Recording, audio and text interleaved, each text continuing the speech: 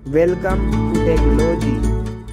Hello friends, हमारी इस web development के प्लेलिस्ट में हम CSS पर आ चुके हैं और ये हमारा CSS का 6 वीडियो है और इसमें आज हम पेडिंग के बारे में समझने वाले हैं। लेकिन उससे पहले अगर आपने अभी तक हमारी वेब डेवलपमेंट की प्लेलिस्ट को बुकमार्क नहीं किया है तो जाकर जल्दी से बुकमार्क कर लो ताकि आने वाली कोई भी वीडियो आपसे मिस ना हो। और अगर चैनल को भी सब्सक्राइब नहीं किया है तो उसे भी सब्सक्राइब कर लेना, तो आपको आने वाली वीडियो की नोटिफिकेशन टाइम पर मिलती रहे।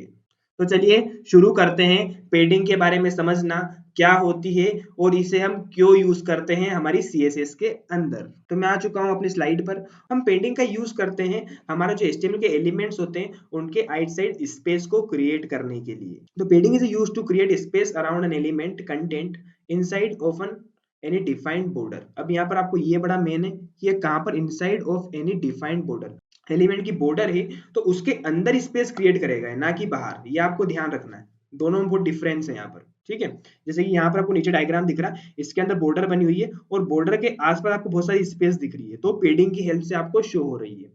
ठीक है, तो हम इसी प्रकार की स्पेस क्रिएट करने वाले हैं। तो यहाँ पर हमारे पास कुछ प्रॉपर्टीज होती है स्पेस को क्रिएट करने के लिए। पेडिंग टॉप, पेडिंग राइट, पेडिंग बॉटम और पेडिंग लेफ्ट, जिनकी मदद से हम क्या कर सकते हैं, चारों साइड स्पेस क्रिएट कर सकते हैं। और इन्हीं को अगर आपको एक साथ यूज करना है तो हम शॉर्ट एंड प्रॉपर्टी का यूज करते हैं, तो इन्हें भी हम समझेंगे कि किस प्रकार से यूज कर सकते हैं। ठीक है, लेकिन अगर आपको बॉर्डर के बारे में नहीं पता है तो हमने लास्ट वीडियो बॉर्डर के बारे में ही बताई है। ठीक है, हम लास्ट कोई वीडियो मैंने बॉर्डर के बारे में डिस्कस किया है, बॉर्डर आउटलाइन कैसे आप क्रिएट कर सकते हो।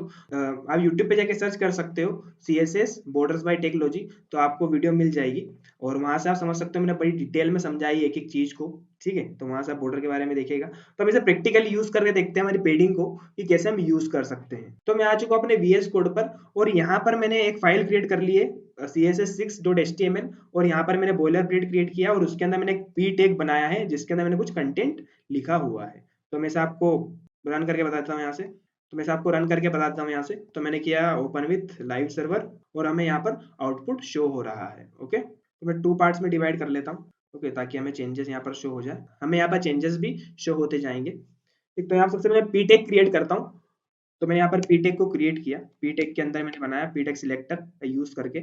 यहाँ पर मैं दूंगा सबसे पहले बॉर्डर, क्योंकि हमको बॉर्डर के अंदर स्पेस क्रिएट करना है। यहाँ पर मैं बॉर्डर देता हूँ, तो मैंने दिया 2 पिक्सल सॉलिड रेड। ओके, तो मैं सेव करता हूँ।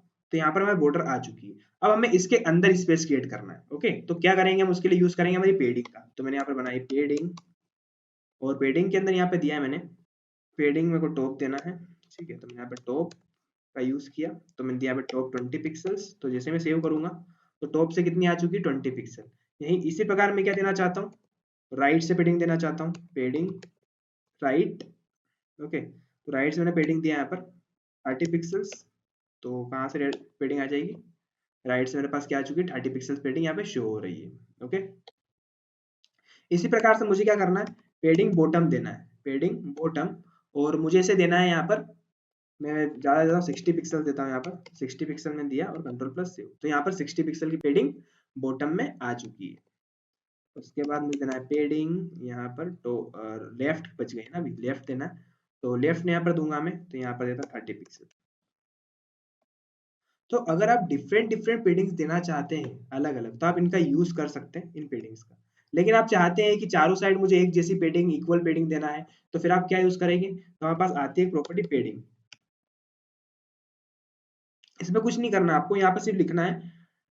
इसको पहले मैं ऊपर वाले कमेंट कर देता हूँ। ओके, तो क्या हमको अदरवाइज शो नहीं होगा कंटेंट। तो यहाँ पर मैंने इसको ऊपर वाले कमेंट कर दिया और यहाँ पर मुझे क्या चाहता हूँ, मैं कंट्रोल प्लस सेव करके दिखाता हूँ। पहले हमें ऐसा दिख रहा है। ओके, अब मैं यहाँ पर पेडिंग देता हूँ। तो मुझे क्या करना है, यहाँ पर पेडिंग में दूंगा 40 पिक्सल्स की, तो चारों साइड जो होगी वो 40 पिक्सल आ जाएगी। तो मैंने किया और कंट्रोल प्लस सेव।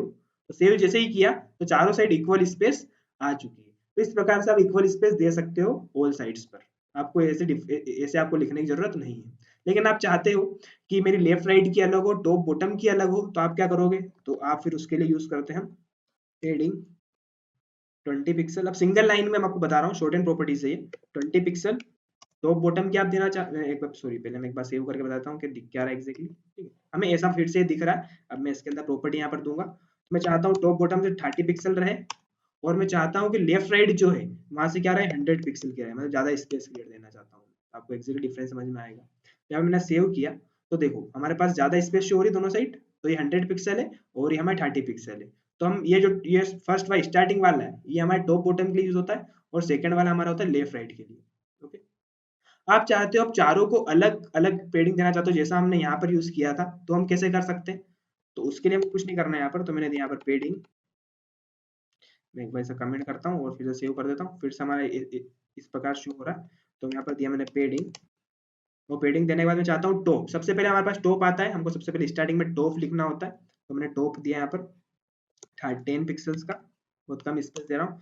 फिर सेकंड राइट साइड में दूंगा यहाँ पे 20 पिक्सल्स, क्लॉक वाइज वर्क करता है ये यहाँ पर, टॉप, राइट, बॉटम और लेफ्ट। ओके, तो 20 पिक्सल दिया, फिर मैं बॉटम का देता हूँ 30 पिक्सल और हमारा लेफ्ट का दे देंगे यहाँ पर 40 पिक्सल्स। ठीक है, तो मैंने ये कर दिया।